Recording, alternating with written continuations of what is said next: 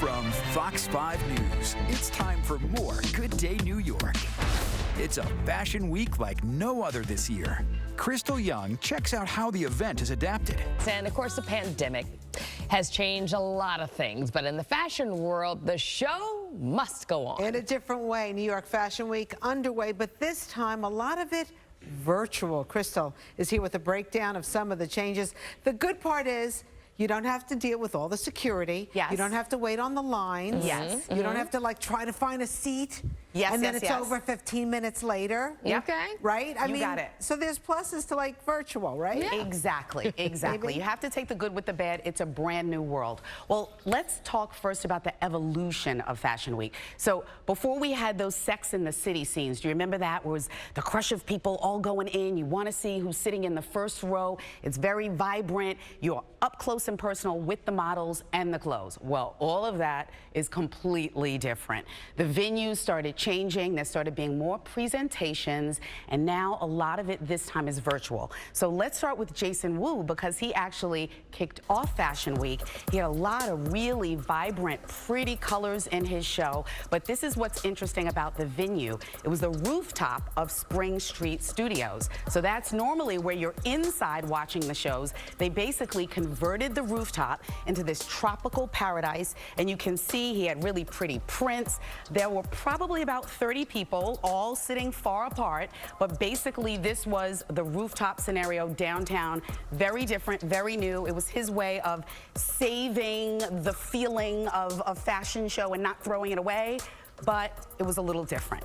Now, it was very interesting because after Jason Wu, they cleared all that. The rooftop had nothing on it. It took them a day or two, but then they transformed it for Rebecca Minkoff, which I went to last night. Again, very interesting. Same rooftop, totally different look. This was in the evening from 5 to 7. You had 15-minute increments that you could go and check it out, and then you had to leave. And all of the models stood in these little sort of like vignettes. So you would normally have about 20 models in a fashion show. There were about 20, but now 5 were in one little vignette, 5 were in another little vignette. There was still a lot of people taking stills and crossing over you and getting in the way, but it was a completely different kind of Fashion Week, not virtual. I would say about 20 people at a time, and basically you just came and you looked at the models and they stood and they posed for you and they looked amazing. So that's what I attended last night. That's a different way to do Fashion Week.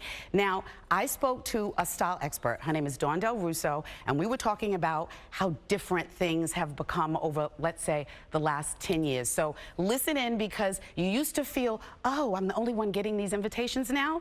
Not so much.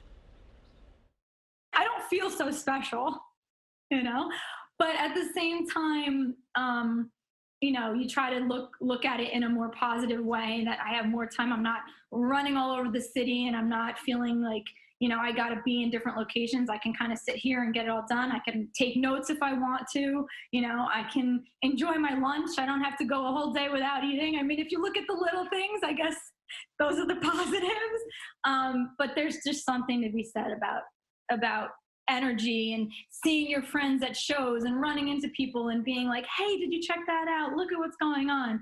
I'm missing, street trends.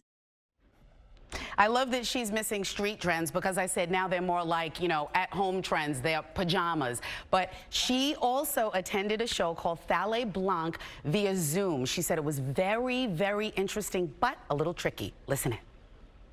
It was an interesting feeling because you're on Zoom.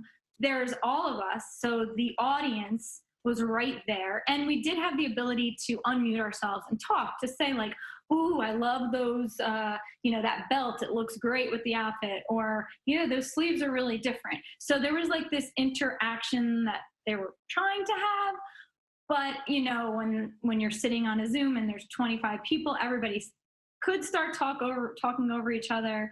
I wasn't really paying attention to what anyone's saying, because I wanted to see what was coming down the runway. So, you have to kind of adjust to this new feeling of watching it.